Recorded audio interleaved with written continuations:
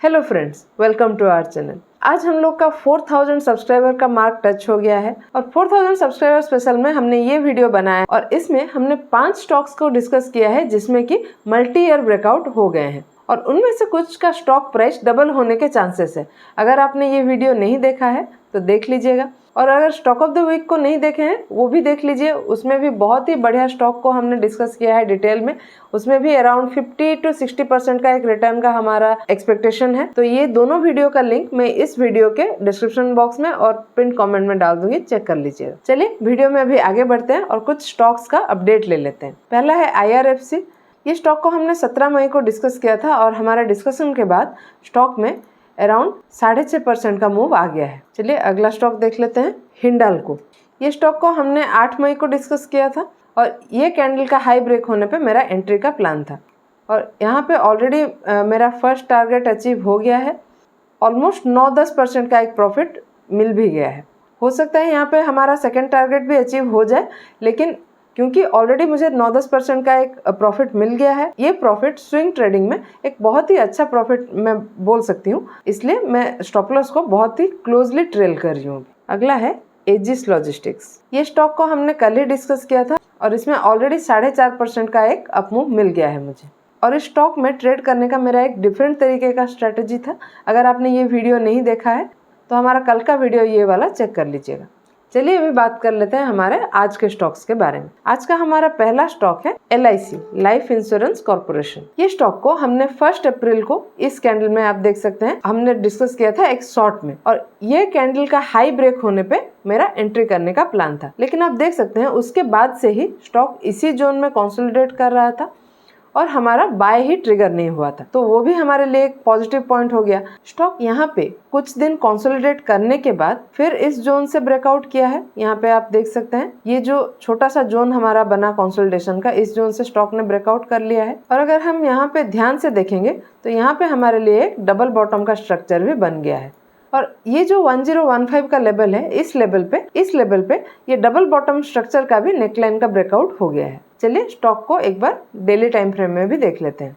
Daily time frame में हम देख सकते हैं ये जोन से ब्रेकआउट करने के बाद स्टॉक में थोड़ा प्रॉफिट बुकिंग आया और स्टॉक ने इसी जोन को सपोर्ट लेके फिर से अपना अपमूव चालू किया और फिर स्टॉक ने इसी जोन में कुछ दिन कंसोलिडेट किया और उसके बाद स्टॉक में इस जोन से भी ब्रेकआउट हो गया है। तो जैसे मैंने पहले भी डिस्कस किया था, ये लेवल का हाई ब्रेक होके स्टॉक अगर सस्टेन करता है तो उस केस में मैं स्टॉक में अपना एंट्री प्लान करूंगी और उस केस में ये मेरा पहला टारगेट हो जाएगा 1170 के लेवल पे और दूसरा टारगेट मेरा 1280 के लेवल पे है, जो कि ये कप का डेप्थ है। तो यहाँ पे मैं अपना स्टॉप लॉस को यहाँ 960 के नीचे प्लान करूंगी और अगर पोजिशनल व्यू में देखें 890 के नीचे भी एक और स्टॉप लॉस हो सकता है।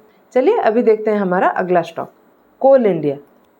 यहाँ पे मैंने एक जोन ड्रॉ किया है 445 के लेवल पे और आप देख सकते हैं 2015 के बाद से ही स्टॉक इस जोन में कंसोलिडेट कर रहा था और करीब 9 साल के बाद स्टॉक में इस लेवल से ब्रेकआउट हो गया है। चलिए अभी स्टॉक को डेली टाइम फ्रेम में देख लेते हैं। यहाँ पे हम देख सकते हैं स्टॉक में ब्रेकआउट के बाद स्टॉक इस लेवल पे रिटेस्ट किया और उसके बाद फिर से अपना अपमूव चालू किया है और ये जो जोन बना था इस जोन से भी ब्रेकआउट कर लिया है। तो अभी ये हाई अगर ब्रेक होता है, देखिए ये जो 493 का हाई अगर ब्रेक होता है और स्टॉक यहाँ पे सस्टेन करता है तो मैं स्टॉक में अपना एंट्री प्लान करूंगी और उस केस में मेरा स्टॉप लॉस 469 से थोड़ा नीचे रहेगा और टारगेट के लिए हम ये कंसोलिडेशन जोन के डेप्थ को कंसिडर करेंगे और यहाँ से एक प्राइस रेंज ड्रॉ करेंगे और इसको हम ऊपर प्लॉट कर देंगे। तो अराउंड 17% का मुझे एक टारगेट यहाँ पे मिल रहा है 570 के लेवल पे। चलिए देखते हैं हमारा अगला स्टॉक। हमारा अगला स्टॉक है सोलर इंडस्ट्रीज। हम अभी स्टॉक के वीकली टाइम फ्रेम में है और आप देख सकते हैं स्टॉक कंटिन्यूअसली एक अप ट्रेंड में ही चल रहा है। चलिए स्टॉक को डेली टाइम फ्रेम में देख लेते हैं। डेली टाइम फ्रेम में हम देख सकते हैं स्टॉक इस लेवल से अपमूव करने के बाद स्टॉक ने यहाँ पे एक स्ट्रॉन्ग सपोर्ट जोन बनाया है 8265 के लेवल पे और स्टॉक फिर इस जोन में अभी कंसोलिडेट कर रहा है। हम अगर देखेंगे ये जो कंसोलिडेशन जोन है, यहाँ पे ये एक हाई बना था जो कि 9449 के लेवल पे है और आज का जो हाई बना है स्टॉक में वो 9499 के लेवल पे है। इस लेवल पे स्टॉक ने अपना प्रीवियस हाई को तोड़ दिया है। तो हम बोल सकते हैं ये जो स्विंग का हाई बना था पहले, तो ये स्विंग हाई को स्टॉक ने आज तोड़ दिया है। और अगर हम देखेंगे तो आज का कैंडल का वॉल्यूम बहुत ही अच्छा है और RSI भी 60 से ऊपर ही चल रहा है। तो स्टॉक अगर ये हाई ब्रेक करके सस्टेन करता है, उस केस में मैं अपना एंट्री प्लान करूँगी। तो मेरा स्टॉप लॉस 8860 से थोड़ा नीचे रहेगा और टारगेट के लिए मैं ये कंसोलिडेशन जोन का डेप्थ को कंसिडर करूँगी और इसको हम प्लॉट करेंगे ऊपर। तो 12% का मुझे एक यहाँ पे टारगेट मिल रहा है 10592 के लेवल पे। हमारा अगला स्टॉक है हिमाद्री स्पेशलिटी केमिकल। पहले हम स्टॉक को वीकली टाइम फ्रेम में देखेंगे।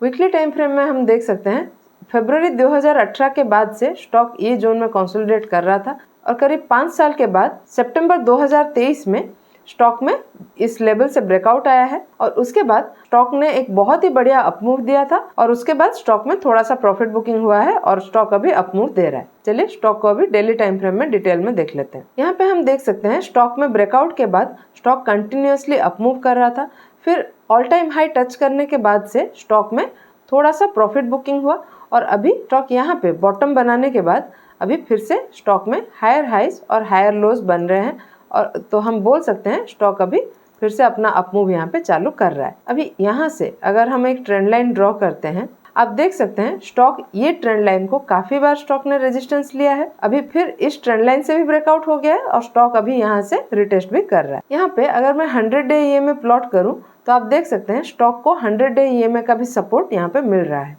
एक और चीज यहाँ पे नोटिस कर सकते हैं, मैं एक पाथ अगर ड्रॉ करूँ तो हमें एक डबल बॉटम स्ट्रक्चर भी यहाँ पे दिख रहा है और स्टॉक में इसके नेकलाइन से जो कि 360 के लेवल का है उससे भी ब्रेकआउट कर लिया है। अभी चलिए बात कर लेते हैं स्टॉक में मैं अपनी एंट्री कैसे प्लान करूंगी। तो 365 का जो ये कैंडल का हाई है ये ब्रेक होता है तो मैं स्टॉक में एंट्री प्लान करूंगी।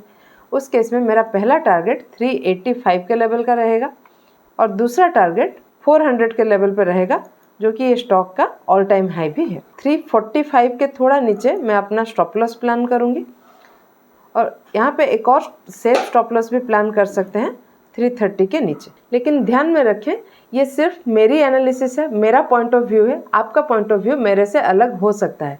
तो कोई भी स्टॉक में अपनी एंट्री प्लान करने से पहले प्रॉपर एनालिसिस कर लें या फिर अपने फाइनेंशियल एडवाइजर से सलाह ले लें। आपको हमारा आज का एनालिसिस कैसा लगा हमें कमेंट में लिख के ज़रूर बताइएगा और पसंद आया हो तो वीडियो को लाइक और चैनल को सब्सक्राइब करना बिल्कुल मत भूलिएगा।